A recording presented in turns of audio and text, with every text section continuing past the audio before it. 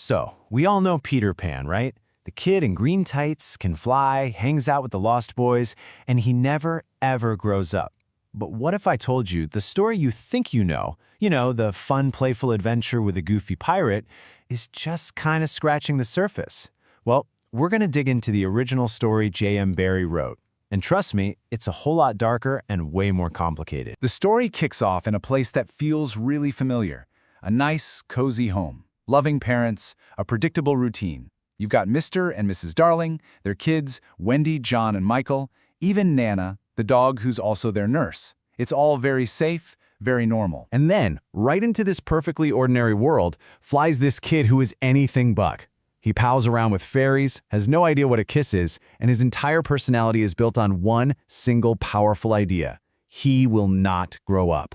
And this isn't just some cute, charming quirk. Nope, it's the thing that drives the whole unsettling story. All right, so to really get this story, you have to get Peter, and not as the hero we see in the movies, but as this strange, almost godlike kid who's the king of Neverland. See, on the one hand, you've got the hero we're used to. He's brave, he's a leader, he's playful. But the Peter Pan in the actual book, oof, he's something else entirely. He's described as being almost not human.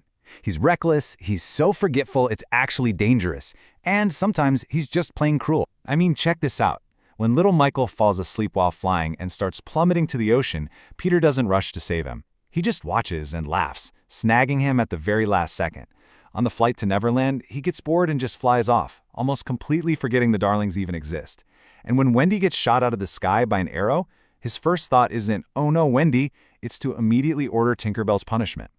The book says he basically has a 3-minute attention span for anything, with zero thought for what happens next. So why is he like this? Well, this one line pretty much explains everything. Turns out, Peter wasn't born in Neverland. He was a real baby who flew away from home. But when he finally decided to go back, the window was locked and there was another little boy sleeping in his bed. And in that moment, he decided eternal childhood was a safer bet than ever being replaced again. So his refusal to grow up, it's not about having fun. It's a choice born from some serious trauma. A character like that is going to create a world in his own image, right? So if Peter isn't some simple little hero, then you can bet Neverland is no simple playground. It's a pretty dangerous place, and the Darling children find that out fast. Back in their nursery, Neverland was just a fun game they played. But the second they land on the actual island, Peter lays down the law. This isn't make-believe anymore. The pirates are real, the danger is real, the game is officially over, and now it's all about survival. Yeah, the rules in this world are brutal. The violence isn't pretend. People actually die. The tribe of Native Americans, they get wiped out in a battle with the pirates. Emotions are deadly too. Tinkerbell's jealousy gets so bad she literally tries to have Wendy killed. And maybe the creepiest part? The island makes you forget. The longer John and Michael are there, the more their memories of their own mother start to fade. To survive in Neverland, you basically have to let go of the human world completely. Of course, you can't have Neverland without its most famous villain, Captain Hook. But just like Peter, he is so much more than a one-dimensional bad guy. He's a cold-blooded killer who is obsessed with, well, with a very strange personal code. And that code all comes down to one thing: good form. You can think of it like this bizarre rule book for how to be a proper gentleman while you're pirating. It's all about doing things with a certain style and honor, even if those things are, evil. Hook is completely obsessed with this idea, and he's constantly judging himself and especially Peter Pan by it. His whole personality is just one big contradiction. I mean, on the one hand, he's a stickler for good form. He'll tip his hat to Wendy politely right before he kidnaps her. He thinks it's just not right to kill a boy in his sleep. In the middle of their big duel, when Peter drops his sword, Hook actually stops the fight and gives it back to him. But then, he turns around and does the exact opposite. He attacks Peter when he's not ready. He poisons Peter's medicine, which he himself thinks is the absolute worst kind of bad form. He knows his own rules, and he breaks them, and he feels all kinds of weird guilt about it. And this all leads to one of the weirdest endings for a villain ever. At the end of their final fight, Peter just kicks the unarmed Hook off the ship. It's a total bad form move. And Hook's reaction? He shouts it out, happily. It's like, in that final moment, seeing Peter sink to his level was the ultimate victory for him. It proved his cynical view of the world was right all along, and so he dies content.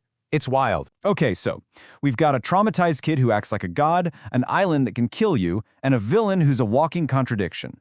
What on earth holds this crazy world together? Well, the answer is actually the story's most powerful and most famous idea. And the best example of this is how Tinkerbell is saved. Remember? She drinks the poison that was meant for Peter. As her little light starts to fade, she manages to tell him that there's only one way to save her. Children have to believe in fairies. So Peter basically breaks the fourth wall. He calls out to all the kids in the world who are dreaming of Neverland, and he begs them to clap if they believe. And they do. The book says many, many children clap their hands, and that collective belief brings Tink right back to life. And there it is. That's the core magic of this entire story. In this world, belief isn't just a feeling. It's a real, active force.